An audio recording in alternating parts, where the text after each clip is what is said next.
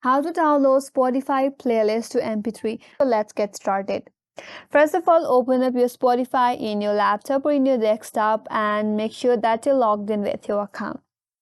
Now, to download the playlist, navigate to your playlist in Spotify.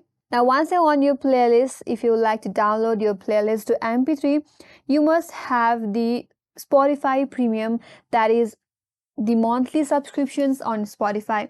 You have to pay for Spotify, and after you have the premium subscription, then only you will be able to download your playlist to MP3. Now, if you have the premium subscription, once you open up your playlist, there you will find this download option. So you can simply click on it and then your playlist will get downloaded in your device.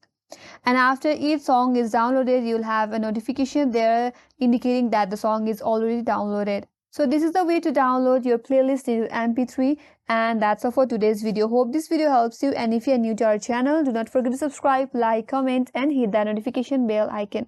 Thanks for watching, and I will see you on next video.